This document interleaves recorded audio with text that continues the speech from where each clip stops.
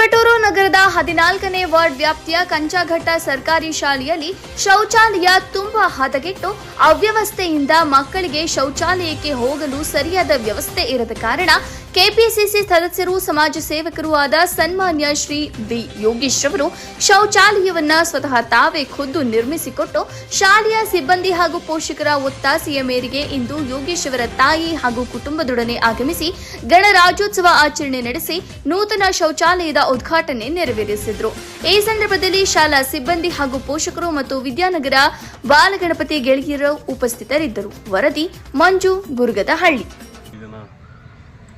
ಜನವರಿ 26 ಎಲ್ಲರಿಗೂ ಗಣರಾಜ್ಯೋತ್ಸವ ಶುಭಾಶಯಗಳನ್ನು ತಿಳಿಸ್ತಾ, ನನ್ನ ನಗರಸಭಾ ಕ್ಷೇತ್ರವಾದ ವಿದ್ಯಾನಗರದಲ್ಲಿ ಈ ಒಂದು ಸ್ಕೂಲ್ನಲ್ಲಿ ಒಂದು ಶೌಚಾಲಯದ ಅವಶ್ಯಕತೆ ಇದೆ ಅಂತ ನಮ್ಮ ಸ್ಕೂಲ್ನ ಹೆಡ್ ಮಿಸ್ಟರ್ ಮತ್ತು ಮಾಸ್ಟ್ರು ನನ್ನ ಗಮನಕ್ಕೆ ತಂದಿದ್ದರು.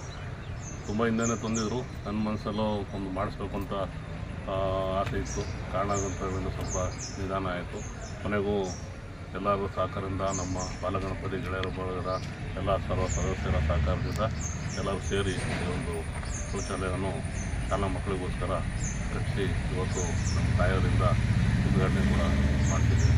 ಇದರ ಎಲ್ಲ ಸದುಪಯೋಗ ಪಡ್ಕೊಂಡು ಇದೇ ರೀತಿ ಎಲ್ಲರಿಗೂ ಎಲ್ಲ ಒಂದು ಪ್ರತಿ ಶಾಲೆಯಲ್ಲೂ ಅಷ್ಟೇ ಎಲ್ಲ ನಗರದಲ್ಲೇ ಆಗಲಿ ಹಳ್ಳಿಗಳಲ್ಲೇ ಆಗಲಿ ಎಲ್ಲ ಜನ ಶಾಲೆ ಅಭಿವೃದ್ಧಿ ಆಗೋದಕ್ಕೆ ಏನು ಮಾಡಬೇಕು, ಶೌಚಾಲಯ ಆಗಲಿ, ಒಂದು ಪುಸ್ತಕಗಳಾಗಲಿ, ಶಾಲಾ ಕಟ್ಟಡಕ್ಕೆ ಆಗಲಿ, ಲೈಬ್ರರಿ ಆಗಲಿ ಎಲ್ಲರೂ ಸ್ಪಂದಿಸಿ ಎಲ್ಲ ಥರದ ಒಂದು ಸಣ್ಣ ಅವರಿಂದ ಏನು ಕಾರಣಕ್ಕೆ ಆಗ್ತದೆ ಅದನ್ನು ಕೊಟ್ಟು ಎಲ್ಲ ಮಾಡಿ ಮುಂದೆ ದಿನಗಳಲ್ಲಿ ಸರ್ಕಾರಿ ಶಾಲೆಗಳನ್ನ ಉಳಿಸ್ತಾ ನಮ್ಮ ಬಡ ಮಕ್ಕಳಿಗೆ ವಿದ್ಯಾಭ್ಯಾಸಕ್ಕೆ ಅನುಕೂಲ ಮಾಡಿಕೊಡ್ಬೇಕು ಅಂತ ಎಲ್ಲರೂ ಕೇಳಿಕೊಂಡು ನನ್ನ ಮಾತು.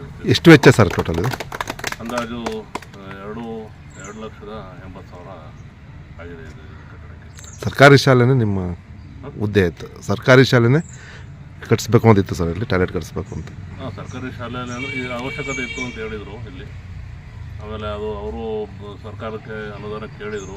ತುಂಬ ದಿವಸ ಆಗಿರಲಿಲ್ಲ, ಅಥವಾ ಹಂಗೆ ಪೆಂಡಿಂಗ್ ಉಳ್ಕೊಂಡು ಬರ್ತಾಯಿತ್ತು. ನಾವು ಇಲ್ಲೇ ನೋಡ್ತಾ ಇದ್ವಲ್ಲ, ಅದರಿಂದ ಈಗ ತುಂಬ ಕಾಯೋದು ಬೇಡ ಅಂದ್ರೆ ಆ ಕಟ್ಟಡ ಬೇರೆ ಪೂರ್ತಿ ಶಿಥಿಲಾಗಿತ್ತು, ಯಾವಾಗ ಎಲ್ಲಿ ಬಿದ್ದೋಗುತ್ತೋ ಅನ್ನೋ ಥರ ಆಯಿತು. ಅದರಿಂದ ಕಟ್ಟಿಸ್ತೀವಿ.